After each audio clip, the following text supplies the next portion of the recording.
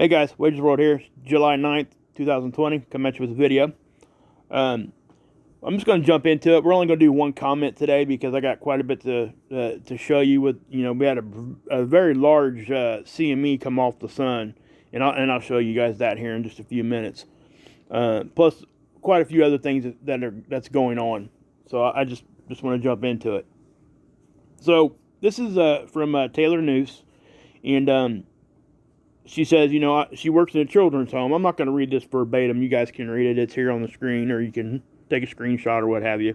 But she works in a children's home, and what she's saying was that last week the kids were really going crazy, like really bad issues. The cops had to be called in a couple times, she's saying here, so much so that the manager was actually suspended for some sort of false allegation or something. She says that person will probably be reinstated. But anyway, the main question here is, does the Schumann affect kids more than it does adults? And she goes on to talk about it. This is exactly how I think about it too. Okay, this is probably my opinion on this, but this is observational on her end proof because she's living it. She's seeing it firsthand. And thank you, Taylor, by the way, for sharing this with us. But what I would say to this is that I think that the Schumann is affecting us the same across the board when, kids versus adults. I think where the difference lies is how we handle that. Okay, as we become adults, obviously we're able to handle things in a different way, sometimes better, sometimes worse, okay, depending on who you are. We all know adults that still act like kids, and they just can't handle stuff, right? But I don't think that the Schumann's actually the difference there. I think what it is just the development of your mind and of your emotions and everything else that's going on. And once you go through something, it's usually easier the second time to deal with it. So as adults, that's usually, in my opinion, that's why we become, better at handling issues because we have been through those already. And again, it goes back to the whole confusion thing, this, that, and the other. When we're not confused, we handle things a lot better. And with going through it before, the confusion's gone. Because we know what's going to happen, right? Because we've already been through that stuff before as adults. So, I'm just going to end that part of it there. But that's actually, it's awesome. I get a lot of questions. That was a really good question. And thank you again, Taylor, for coming with this comment because I think it does help put this into perspective for a lot of people. But she also goes on to say that when the Schumann calmed down, so did the kids. So, because that's what happened last week, we had a couple of quite a bit of spiking going on, and then there for a couple of days it kind of died down a little bit. I even mentioned it in my video. So, that's just showing you that yes, the Schumann. That's another observation that the Schumann does affect us in a big way. Okay, guys, this is over at Mr. MBB3's webpage, and I'm showing you this just so you guys know how I get to the Schumann. I've been getting a lot of questions about how to go look at the Schumann. There's a bunch of different Schumann sites, guys. This is just the one that I like to use. Some of them even break it down into either a little bit more regional, where you can actually see it, the Schumann adjusting on different spots of the planet. So, this isn't just the tool that everybody uses. There's a bunch of them out there. Okay? So, you go over here to his webpage and just go down about halfway, and it's over here on the right. It says Schumann Resonance. It's as simple as clicking that button, tapping that tab there. Okay? So, that's how I would do it. That's how I do it, guys. You can put a shortcut on your home screen or whatever. But Mr. MBB3's got a lot of good stuff over there anyway. Let's go back to this page here for a minute. All this stuff you can go look at. He's made it really easy for people. UV readings, that's a key one for me. I think everybody should look at that. If you guys want to check out the ISS live feed, it's right there. He's got a lot of good stuff here. Okay, Sky Phenomenon, he gets a lot of great pictures people send into him, and he puts them in slideshows in some of his videos, but he's got the whole library here. The Sky Phenomenon photo gallery. Okay, I would, power outage over here on the left. Those are all good things to have. Seismographs. Okay, He shows those sometimes. If anybody's ever watched his channel, you will see that he'll show the seismographs from, across the planet. They're black and white, but they're showing, when we get a bigger earthquake, you can actually see it ripple through our planet. It's very evident, and he does a great job showing that stuff. So just go over here and check this out. I'm sure he would appreciate it, and he puts a lot of work in, and he's pretty passionate about what he does and says. So I definitely would check him out. So we're gonna go back over here to the Schumann real quick, and so look, guys, these spikes are still happening. Okay, I mean, I'm just not even gonna comment on it anymore. But what I would say, the one thing I do want to say here is, this is where I think that we're having the Schumann being influenced by different sources. Okay, because if you look at this spike, look at what time it started. Okay, we're back to that same time frame, and it happened 2 days in a row again. It was happening the day before that too. So at that same time. They're not huge spikes, but they're happening around about the same time. But now we have this other spike here, okay? Now it could just be whatever, right? It could be just a spike and it goes away. Well, that started right around 0100, or maybe, right around 0100 hours, and it went for a few hours there. But see, we got this other one here, look. It's real close to the same time as that other one. So do we have two different sources here causing two different signals? Causing our frequency to change? I think that might be what we're seeing right here. Not to mention that if you look at this spike compared to that spike, it looks very similar, doesn't it? Well, look at these. They're very similar in spiking too. Okay? So I do think that that's probably two different sources. And I think that they're, again, this is being intelligently done. Now, I get a lot of comments and questions about, like, CERN. And I've addressed this before. We all know that CERN can do this, okay? It does. It affects this sometimes when they fire that thing up. But we have to keep in mind is there's a bunch of particle colliders around our planet. CERN is not the only one. So, it might be one of the more powerful ones. Obviously, it's the most well known. But there are multiple particle colliders around the planet. So we have to keep that in mind. So sometimes some of this stuff happening could be coming from another particle collider. We just don't know. It's hard to, figure that out, just trying to pinpoint it to one thing. So I do think CERN can affect this. Do I think CERN's causing this one? I really don't know.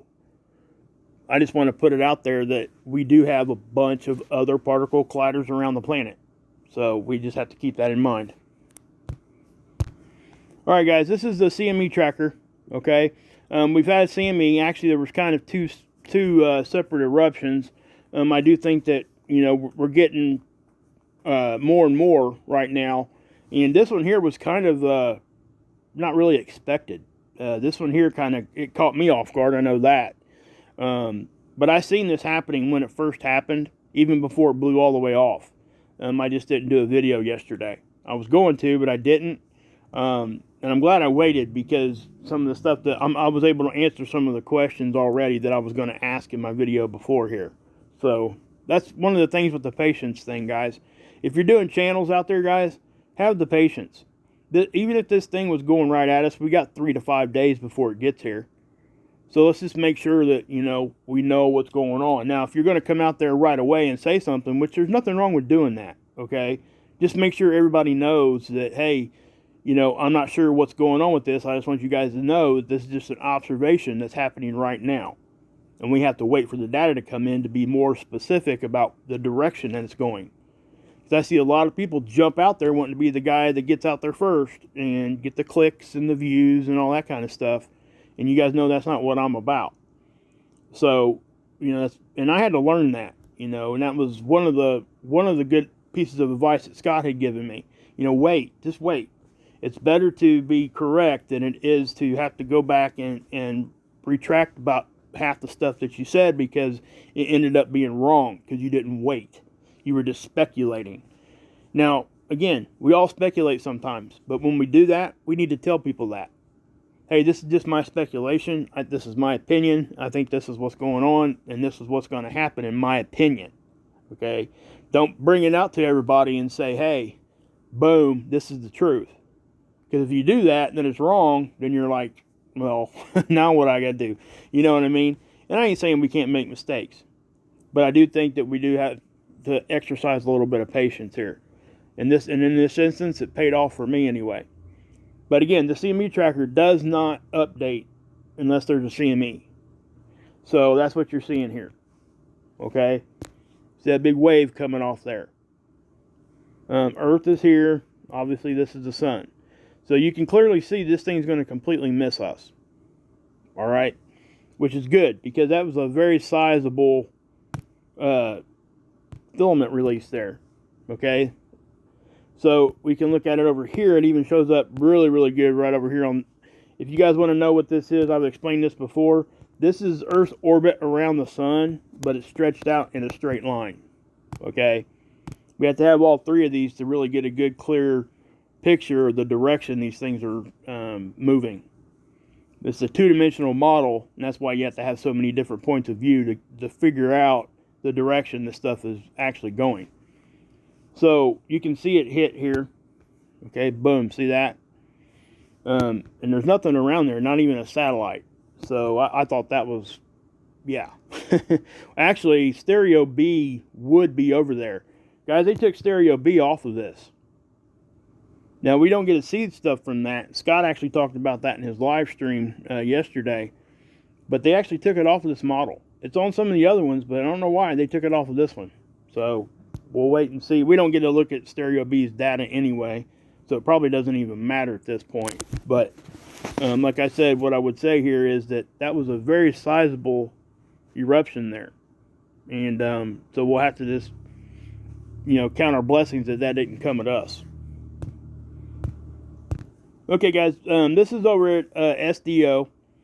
And what you're going to see here, guys, this camera here actually did what they call a roll, and it rolled. Basically, it's turning itself around so it can cool off.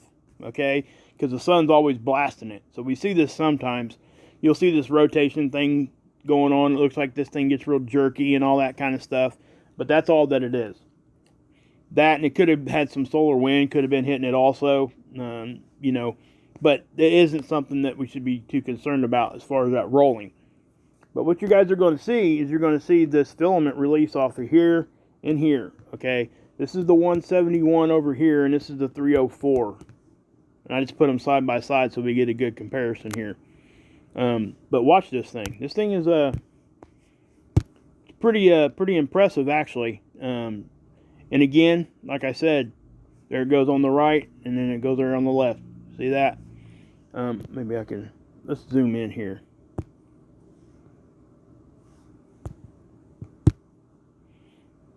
Let's see what that does for us here.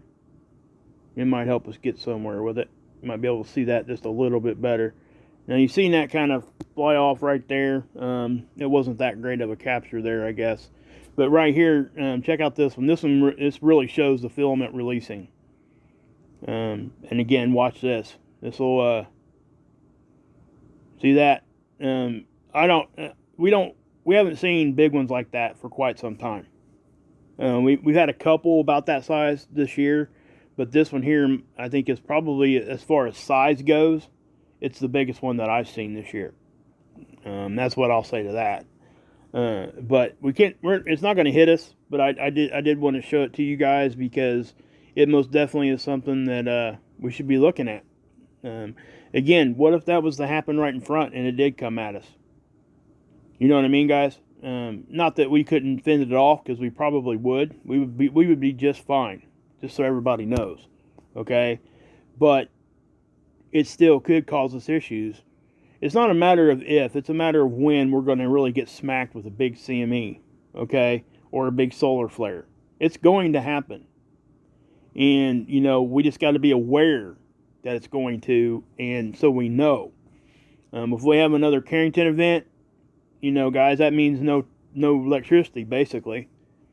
When we get hit with these CMEs, for people that are kind of new here, it acts just like an EMP, a big gigantic electromagnetic pulse. It would knock all the power out to everything. It would burn up transformers, and back during the Carrington event, what it did was it destroyed the majority of the telegraph lines. Okay, so yeah, so why do we think it can't do that to our power grid? It's pretty kind of crazy that we didn't address this already, and that should have been done from the beginning, but it didn't. So we'll just roll with it. Okay, guys, here's that filament release, and this is the CME. You're going to see it. Very, very obvious. Okay.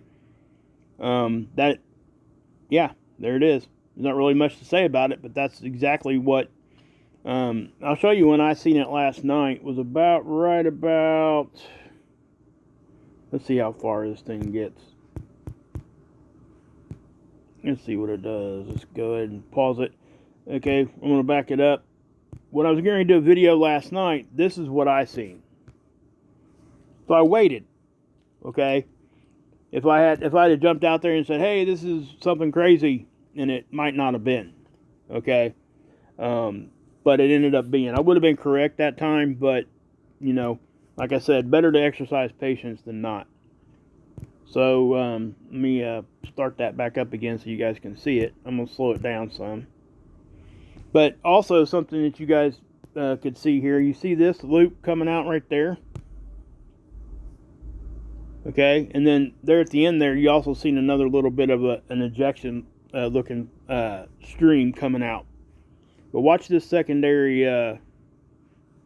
We'll pause it. Oops. Well, we'll watch it again. Let's go through that again.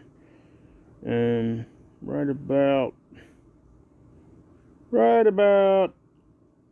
there. Okay, so you see this one? Oops, I thought I had my right there. Okay, you can see the loop, and as I back off, you'll be able to see it even more. You see that? Okay, that is not from the same spot. There was some action going on down there on the bottom of the sun. I think it was probably like another filament that was just kind of it kind of broke down. It was unstable, and it did do something like that. So obviously some of that energy left there, but it was not a big filament release. Okay, it just kind of broke down, and if we go look at SDO, you can actually see it kind of just get absorbed back into the sun on the surface. So not a whole lot of that left the sun, but some of it did, but it's not coming at us anyway. So we'll just, we'll leave it at that. But let's go ahead and start that back up and let you guys see that again. And do you see that little jet fly across, like in that right there in that area, right there at the end of the time lapse? There may have been another little ejection at the end of that. So, we'll check it out. But, yeah, so what we'll do is we'll go over here to stereo A, okay? Let me see if I can't. Okay, yeah. Now, this is our side view, okay? The Earth is here. The satellite's here. Look in this direction. So, obviously, if you were just to look at this one, it would look like this thing's going to smack Earth. But because of the one I just showed you, and it was from our point of view, this is why we know that it ain't coming at us. Okay? That and the CME tracker did update. So, but that was this is of note. It really is. This is not a small ejection. This is by far. This is like as far as real estate goes here, how big it is. This is a large one. Okay? How powerful it is, we're probably not going to know because it ain't coming at us. It could be very powerful or it could be really weak. Now, one thing I will say here, looking at this did blow off rather quickly. Okay, it moved off the screen pretty quick. Okay, looks like a campfire, doesn't it? Right there, anyway. Like somebody threw some fireworks in the campfire. But yeah, I wouldn't advise that, by the way. Anyway, so yeah. Okay, this is the latest capture over here on SDO. And what you're going to see is you're going to see that first one, okay, right about See that right there? That was the first one I already showed you. Now here's another one. Check it out. Right about there. That was on the end of that time lapse. Okay. So that little jet I was showing you guys, it was another ejection, but it was not big. Okay. Very small. There's the first one. Right. There's that second one, and here's the third. Watch right here. See that? Let's zoom in a little bit. Now, this also gives you a better point of view on how big that actually was, how large. Because you can see it pull from the bottom and the top of the sun. Watch on that first one. Right. Again, when it first flips over, you'll see it. Right there. See it? Pulling from both sides. It was, you could see that the sun had ejected, here and here at the same time. So there it went. Okay. So that definitely was a decent sized one, guys. In that unstable area down here, you can kind of see it on the 171. See it right here. Okay. That thing, that's what caused that secondary loop that we've seen. It was not, like a full-fledged ejection. Most of it stayed on the sun, but it did happen. So I'm not seeing any really sunspots to be worrying about either. So, all right, guys, I got you to give you a little update on Comet Neowise. This thing just keeps doing very interesting things. I feel lucky to be able to watch this thing. It's pretty cool. But this is over at spaceweather.com, and this particular capture was made by Sebastian Voltmer. Go give these guys some love. This was over in France where he caught this one. But what's different about the Comet now is it has two tails. I'm not sure if you guys can see that very well. But here's the main tail off of it right there, and then the second one's here. It's very faint, but it's there. That, and it's blue, so it's kind of hard to see against the background there. But there, I hope you guys can see that. I guess I could do I think there's a black and white view here too. This might show it a little bit better. Yeah, you can kind of see it a little bit better, I guess. It's right in there. All right. I just think it's cool. And yeah, guys, take advantage of this to experience something special. I mean, because this is special. It really is.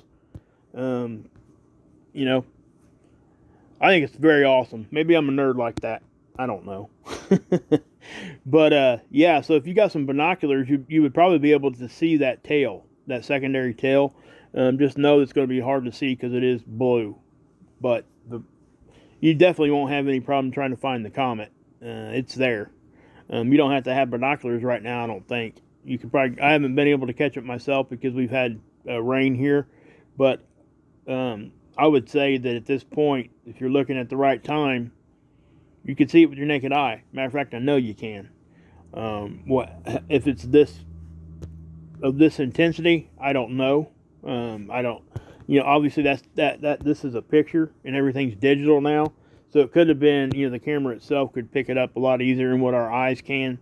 Sometimes that kind of fools us, but there you go. I just thought that's cool. Now, guys, I went to make a video yesterday, and I stopped because I have, got quite a bit of stuff going on right now. But this is what I was working on right here. Okay, you look at the timestamp at the top. This was the 8th. This was yesterday. We got hit with some solar wind, is what happened, and I'll show you what I mean. But this particular signature is very, very strange. Okay. And if you looked at the time lapse as this thing was running, it actually, it looked more like this, and then it split open like that. It was kind of crazy. But, it only did it like one time. So, it was just, again, it was solar wind that did it. But this is what I've seen also. This is the lines of magnetism that's showing you the IMF lines, the interplanetary magnetic field lines, the blue ones. It's our connection to the sun and other celestial objects. The black lines are our pole lines that come off the North and South Pole. and the red ones are closed field lines. Okay, now in a perfect world, the blue lines are it should be kind of like straight up and down, just like this, all the way down through here. Okay, that's usually what it looks like. But as of late, that ain't what we see. For a while, we haven't. And the other lines, what it should look like, we call this the spaghetti graph because it obviously looks like spaghetti. But everything should come off and flow this way. Okay, so anytime any of this kind of stuff right here happens, it's usually from solar wind. But what's so strange about this one is this. Why are our pole lines getting stuck out over here out in front of us? That shouldn't happen, okay? It only did it for a minute when we got hit with some really good solar wind, okay? Now, then, after that, look at the IMF lines, our connection to, the sun. Look at all these lines pile up right in front. I don't know that I've ever seen it look that intense. I know I haven't. I've shown you guys this before where it looked all jacked up. I mean, everywhere. Like when we really got hit with something.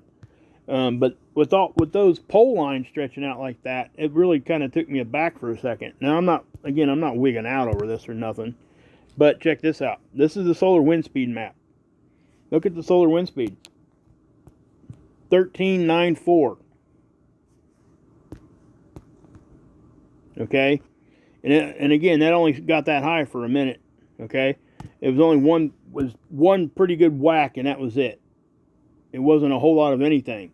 But that 1394 kilometers per second is roughly, let's see here, it's about 3 million miles per hour.